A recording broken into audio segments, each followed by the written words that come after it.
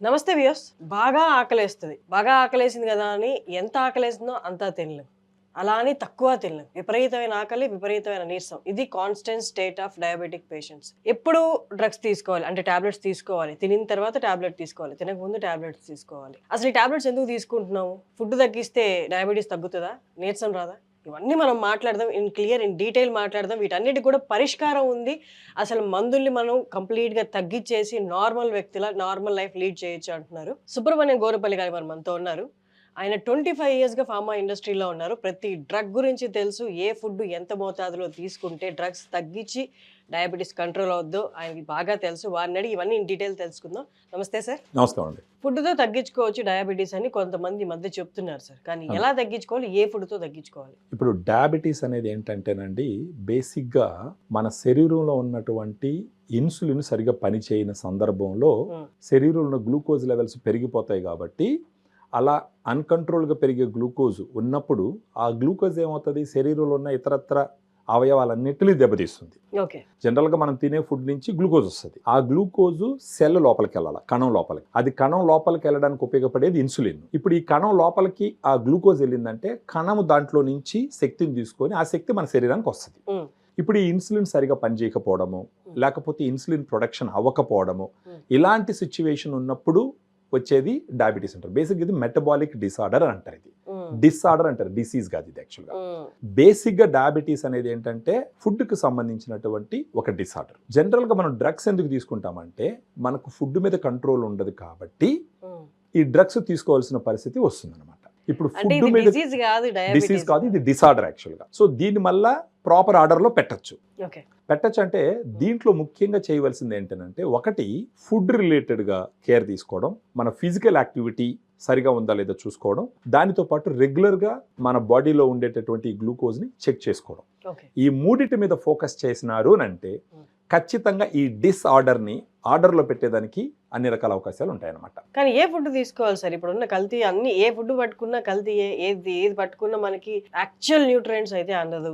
అంత పాలిష్డ్ వచ్చేసాయి, pesticides related వచ్చి పెస్టిసైడ్స్ కంటెంట్ ఎక్కువ ఉన్నాయి వాటిల్లో అని అంటున్నారు హార్వెస్ట్ తర్వాత కూడా. ఫర్ ఎగ్జాంపుల్ డయాబెటీస్ ఉన్న వాళ్ళల్లో 1 kg బాడీ వెయిట్ కి 0.8 grams ప్రోటీన్ అవసరం. ఫర్ ఎగ్జాంపుల్ ఇప్పుడు 50 kg ఉన్నారనుకోండి, వాళ్ళకి రోజుకి 40 గ్రాముల ప్రోటీన్ రావాలి. అది డయాబెటీస్ వాళ్ళకి సజెస్ట్ చేసినటువంటి అమౌంట్. ఇది ఎందుకు ప్రోటీన్ ఎక్కువగా ఉండాలి అని అంటే, ఇప్పుడు ప్రోటీన్ తీసుకోకుండా ఓన్లీ కార్బోహైడ్రేట్స్ అంటే అన్నమే తింటున్నారు అనుకోండి, అప్పుడు గ్లూకోజ్ లెవెల్స్ ఓ రేంజ్లో స్పైకప్ అయిపోతాయి.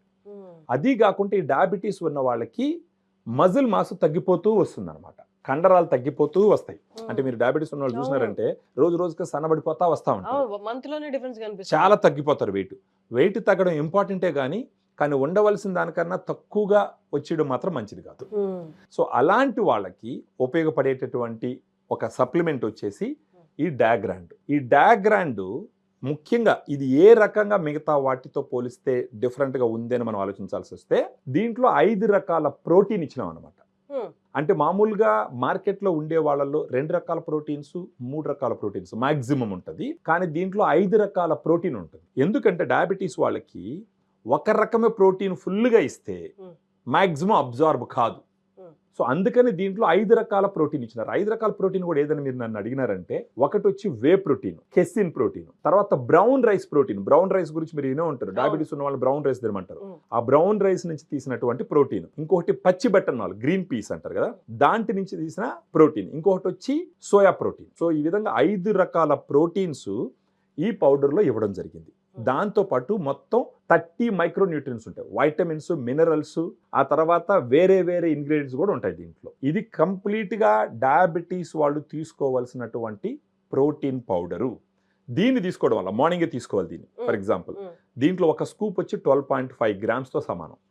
ఒక 2 స్కూప్లు అంటే 25 grams లేదా 20 grams ఒక స్కూప్ ఫుల్గా తలకట్టేసి ఇంకొకటి ఒక ముక్కాల భాగం తీసుకొని ఉదయాన్నే తాగినారంటే నీళ్ళల్లో కలుపుకొని, వాళ్ళకి జరిగేది ఏంటంటే ఫస్ట్ వాళ్ళకి ఆకలి తగ్గుతుంది. బేసిక్గా మన తెలుగు వాళ్ళు ఏం చేస్తారు, ఉదయాన్నే సద్దిన తింటారు, మధ్యాహ్నం మళ్ళీ భోజనం చేస్తారు, రాత్రి మళ్ళీ భోజనం చేస్తారు.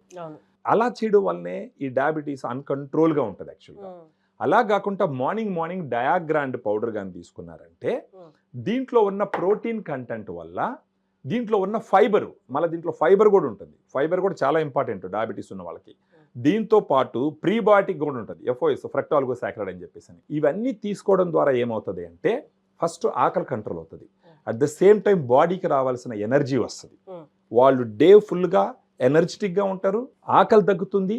సో వాళ్ళు తినే అన్నం ఎరాటిక్గా తినరు, ఎలాగంటే అలా తినరు. ఇంత అన్నం పెట్టుకొని ఫస్ట్ ఒక కూరతో, తర్వాత సాంబార్తో, తర్వాత రసంతో, తర్వాత మజ్జిగతో అలా తినరు అనమాట. ఇక్కడ ఇంకొకటి, ఆకలి తగ్గిపోతుంది అనగానే జనాలకి వచ్చేటటువంటి డౌట్ ఏంటంటే, నాకు ఆకలి తగ్గిపోయిందంటే నాకు నీరసం వచ్చేస్తుందేమో, ఎనర్జీ ఉండదేమో అని అనుకుంటారు.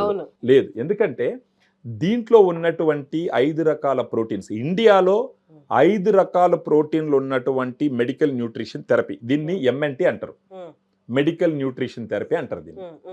ఇండియాలో 5 రకాల ప్రోటీన్లు ఉన్నటువంటి డయాబెటిక్ ప్రోటీన్ పౌడరు లేదు.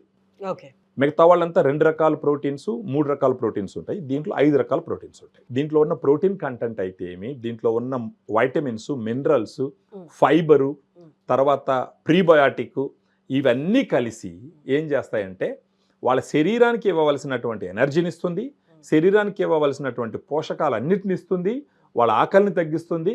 దేర్ బై ఏమవుతుందంటే వాళ్ళ గ్లూకోజ్ లెవెల్స్ నార్మల్గా వచ్చే అవకాశాలు చాలా మెండుగా ఉంటాయి. సో దీన్ని ఎక్కడ ఆర్డర్ చేసుకోవాలి? ఇప్పుడు దీంట్లో ఉండే నంబర్, ఈ వీడియోలో ఉండే నంబర్కి ఫోన్ చేస్తే మన డైటీషియన్స్ కాల్స్ అటెండ్ చేస్తారు, వాళ్ళ హిస్టరీ మొత్తం తెలుసుకుంటారు, తెలుసుకొని వాళ్ళకి సజెషన్స్ ఇస్తూ ఈ పౌడర్ని పంపిస్తారు. ఇది ఒక టిన్ వచ్చేసి ఒక 10 daysకి వస్తుంది.